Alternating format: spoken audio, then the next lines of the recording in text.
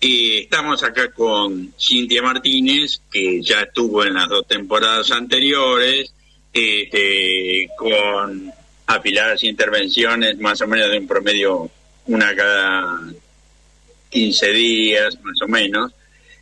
Bueno, ahora le propusimos, y por suerte aceptó, estar en la co-conducción del programa.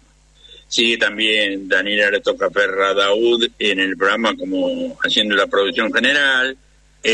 Juan Cruz Medina, que espero esté hoy con nosotros, y muchos invitados que tuvieron en temporadas anteriores, por supuesto siempre buscando voces nuevas, siempre con nuestro estilo. Nosotros damos nuestra postura, pero no necesariamente invitamos a todo lo que piensen exactamente igual a nosotros, porque eso no sería nada enriquecedor y sería repetitivo.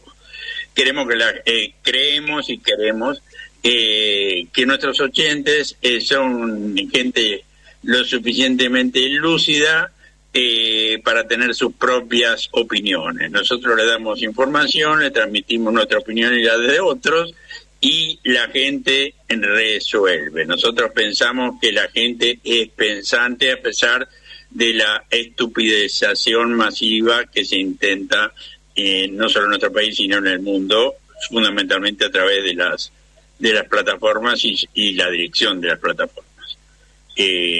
Tampoco, eso va por mi cuenta, tampoco creemos que la inteligencia artificial sea la solución de todas las cosas y puede reemplazar a la mente humana. Hola Cintia, ¿cómo estás? Hola Santiago, buenas tardes. Un saludo a toda la audiencia de Radio Rebelde, del programa de Olivos y Piedras en particular. Bienvenidos y bienvenidas a todos a la 4ª temporada del programa, y bueno, un honor para mí estar contigo compartiendo este programa.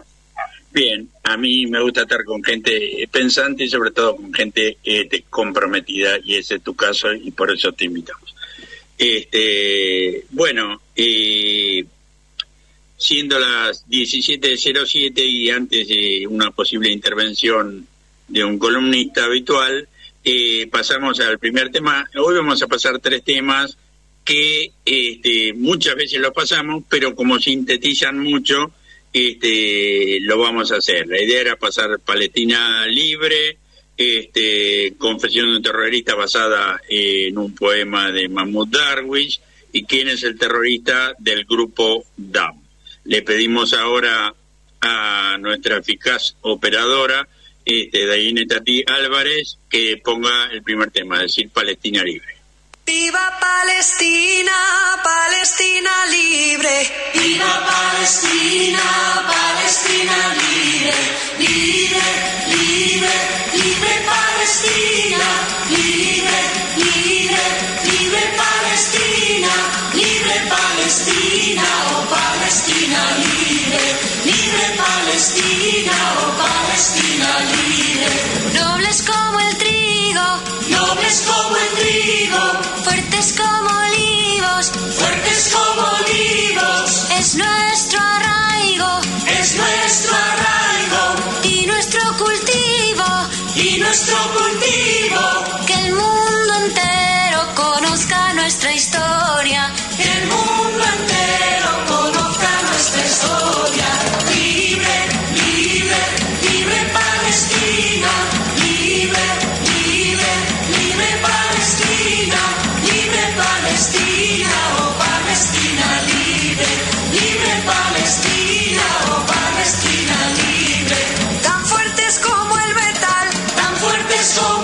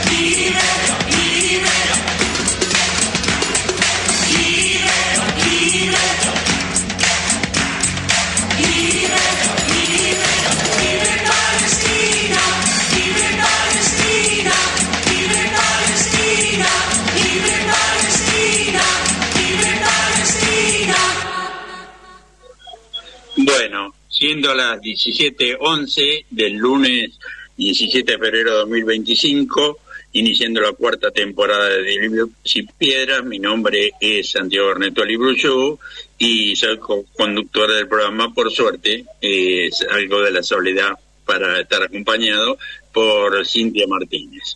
Ahora vamos a tener un columnista habitual del programa. Se trata de Juan Cruz Medina, de La Plata, antropólogo de profesión e historiador por afición, que desde hace muchos años se interesa por el tema palestino y que trata de informar y opinar lo más científicamente posible. Hola Juan Cruz, ¿cómo estás? Hola Santiago, Cintia, queridos compañeros de Operación de Radio Rebelde, audiencia, ¿cómo están? Bien, muy bien, empezando de nuevo el programa y empezándolo en una etapa,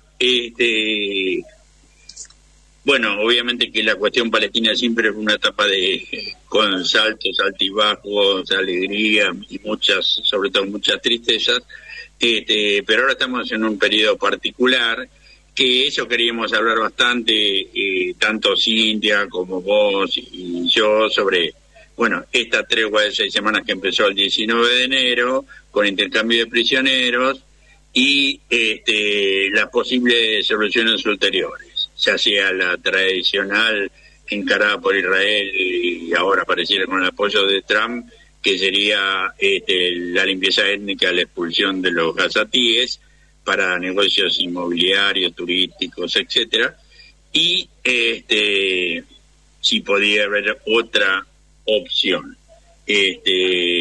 La Riviera de Oriente Próximo la definió Trump. Hoy un poco empezaba la Realpolitik con la gira de Marco Rubio por Doha y por Emiratos Árabes Unidos, a ver qué apoyo concitaba. Esta no es una propuesta, esto es un chantaje.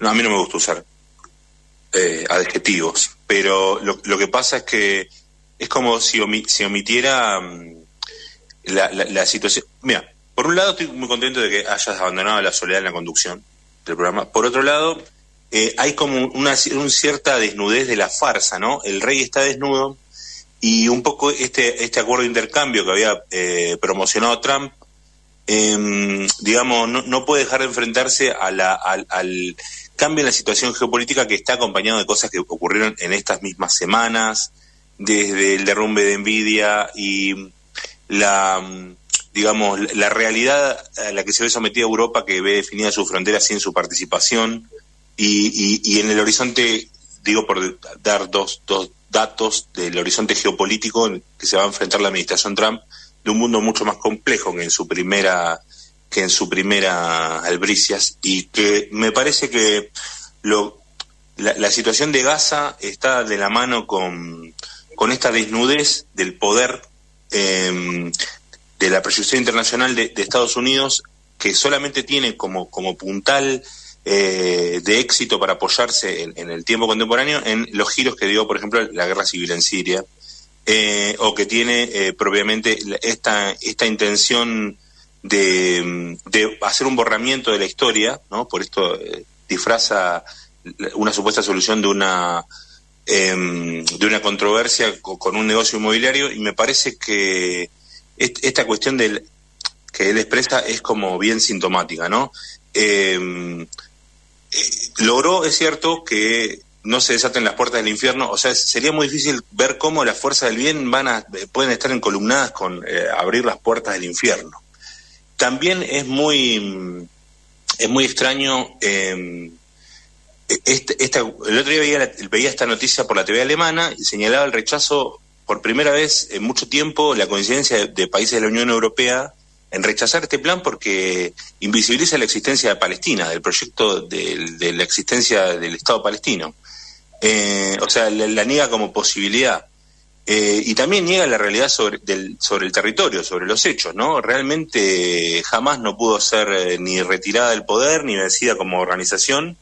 No pudo, esta supuesta supremacía militar israelí no pudo imponerse en una franja de 350 kilómetros cuadrados.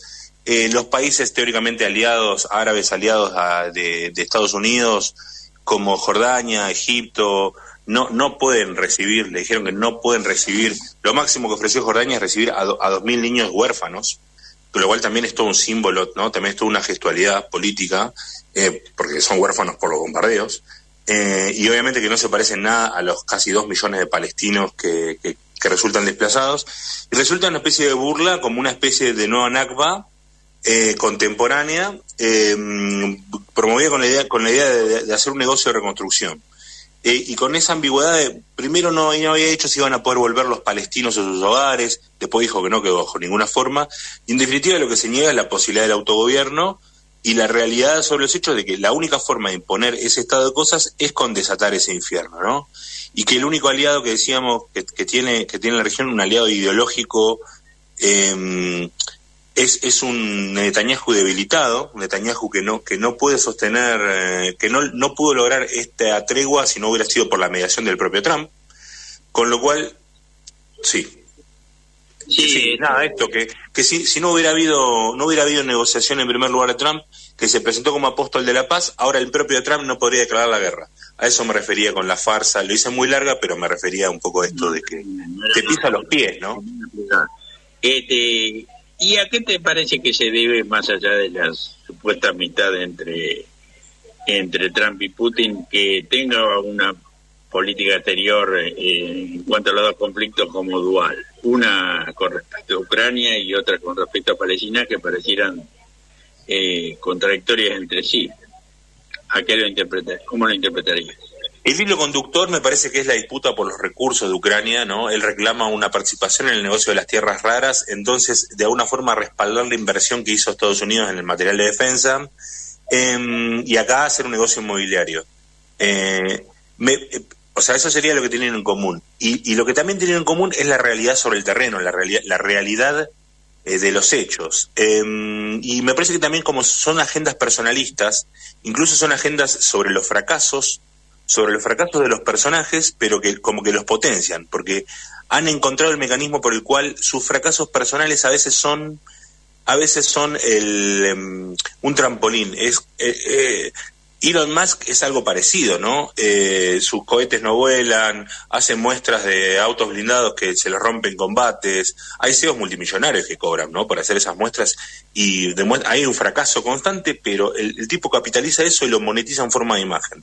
Y Trump me parece que no puede negar que Rusia va a ganar la guerra, que está puesto, quizás no de forma inmediata y no como había imaginado en las primeras semanas y como hubiera sido ideal para Putin, una operación militar de corta duración y sin desgaste, pero es como inevitable ver que se sobrepuso a las sanciones, que tiene, bueno, hace poquito se daban los datos de la inversión en defensa de Rusia, que era superior a todos los socios de la OTAN, de la Unión Europea, que son de la OTAN y de la Unión Europea a su vez. Entonces, esa realidad me parece que hace imposible de seguir sosteniendo. Para el contribuyente norteamericano no puede tener tantos frentes abiertos, ¿no? Estamos, bueno, esto lo dicen todos los analistas, en un tiempo de repliegue sobre el aislacionismo típico norteamericano en la primera mitad del siglo XX y sobre su territorio más próximo, ¿no? El Golfo de México, el Canal de Panamá, Islandia en el Atlántico Norte, Groenlandia en el Atlántico Norte, y me parece que bueno, que va a esta cuestión de que no es por la amistad personal, sino porque no puede dar vuelta a la realidad sobre el terreno. Supone que en Gaza sí, y supone, lo que pasa es que, bueno, yo les comentaba que veía en la TV alemana cómo decían que los gobiernos europeos rechazaban la propuesta, los gobiernos árabes rechazaban la propuesta de Trump, y a los pocos días la misma TV alemana decía, los grupos palestinos rechazan. Como si de alguna forma hubieran girado la política exterior de los países europeos en relación a esta propuesta. Lo que ocurrió luego fue un sintomático silencio, pero me parece que lo que está ocurriendo es esto, un intento de forzar por mano militar, y que es el último recurso que tiene, y disfrazar la derrota de Netanyahu, porque es una derrota de Netanyahu, de una victoria militar en Gaza. Bien, hay un tema, a ver si coincidimos los tres, Cintia, hay un tema que supuestamente es racista, es negativo, pero en este caso es positivo. Siempre cuando se dan intercambios, históricamente, cuando se dan intercambios entre prisioneros palestinos y prisioneros israelíes, pareciera que los israelíes fueran superhombres porque valen por 100, 200 más personas. En este caso viene bien. Y después, por otra cosa, hay que señalar que esos centenares y centenares que ya se liberaron es una ínfima porción de todos los prisioneros palestinos que están o en Gaza, Cisjordania o en el mismo Israel. No sé, sí. Cintia, ¿qué opinas? Sí, bueno, en realidad, más que prisioneros, son rehenes del ente sionista, de la entidad sionista, porque ni siquiera que tienen causas firmes. En muchos casos son aleatoriamente apresados simplemente por placer de la entidad sionista de hacer estas atrocidades. Sí, lo que es notorio es la diferencia del Estado, de los liberados por la entidad sionista en condiciones absolutamente de tortura, de hambre, de un montón de situaciones de inhumanidad, y los palestinos, por lo menos de los llamados terroristas, entregan a los prisioneros en condiciones absolutamente íntegros, bien presentados, bien cuidados, con sus medicamentos, con la comida, de todas las edades, y hasta a esas personas son acalladas para que no den testimonios porque romperían con la jabara, la propaganda sionista, de hablar de terrorismo de un lado y de que ellos son la paz o que son la democracia, cuando en realidad es todo al revés. Veo eso, me parece que un poco eso está a la vista, y a mí me gustaría que opine Juan, no sé. Coincido totalmente con lo que dice Cintia. Además decir que, bueno, como siempre vuelven ellos al 7 de octubre, recordar que el ataque se centró en bases militares israelíes. Por supuesto que como en toda guerra hay muertos civiles, lo hemos dicho 1000 veces, pasaron cosas que no están buenas, tienen que ver con la ocupación, y cuando buscamos la raíz del asunto siempre nos encontramos con la ocupación. Y con respecto a esto, cómo quiso invisibilizar la entidad sionista las señales de victoria de la resistencia palestina, la presencia armada en las calles, cuando es lo único que garantizó poder hacer este intercambio, que me parece que lo que el número señala es la diferencia de poder objetivo entre unos y otros. Además de que obviamente la entidad sionista vuelve a arrestar a muchísimos del activismo palestino, como dice Cintia, sin causa, por el solo hecho de su pertenencia nacional o étnica, y no en el acto de resistencia que significó el 7 de octubre, no en una operación militar dirigida, insisto, principalmente contra bases militares, donde en estos meses no registramos ataques a civiles en las ciudades de Israel, por ejemplo, ni en ninguna parte del mundo. Esto hay que decirlo porque ante la demonización constante de la resistencia palestina, uno no tiene otra opción que decir la verdad, por lo menos de los que elaboramos de este lado nuestros propios informes y razonamientos.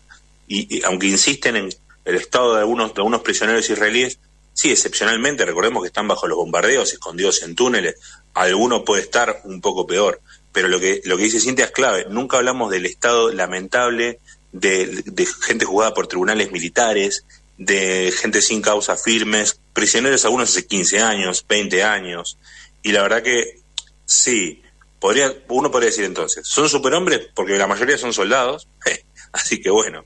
Y por otro lado, hay una diferencia de poder objetivo en la capacidad de recapturar, y asimismo sí estamos viendo irrupciones de la entidad sionista en casamientos, en celebraciones palestinas.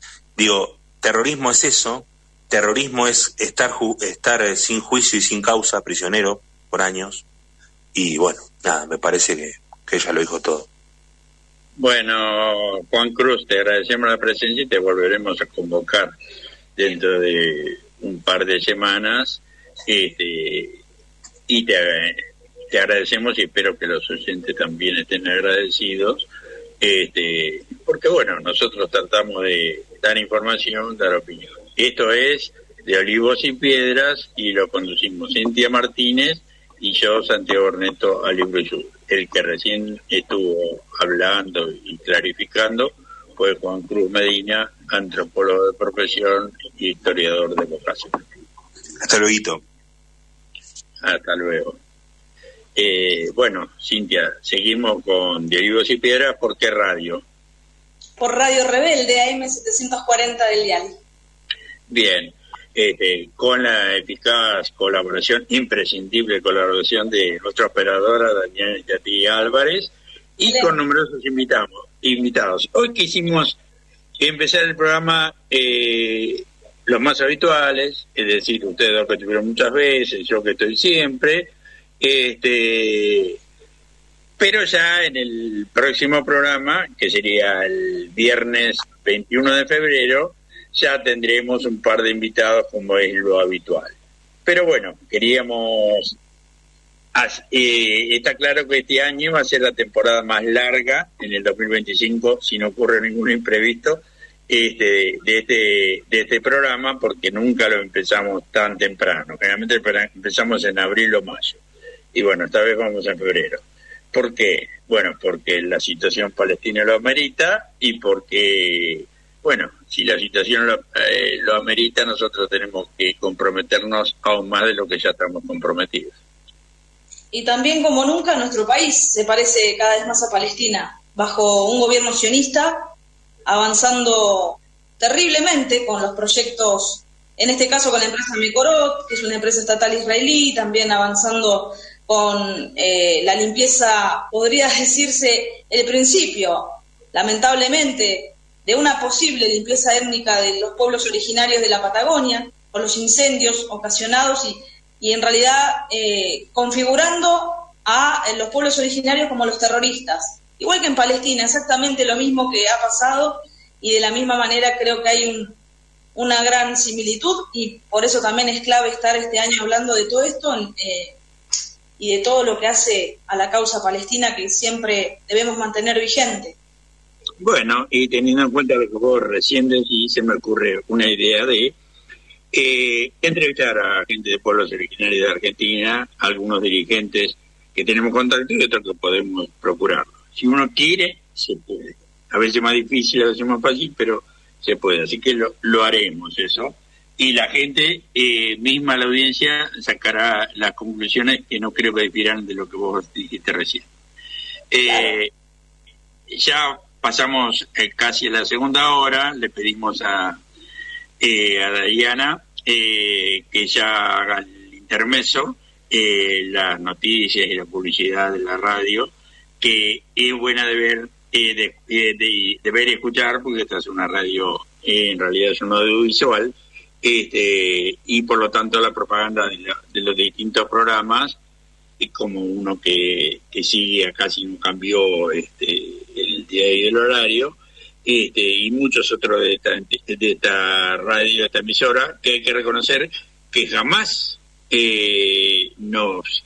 nos puso ninguna traba, ni bloqueo, ni petición alguna. Eso es valiosísimo, porque a nosotros es lo que nos gusta y lo que queremos: libertad de expresión, libertad de opinión.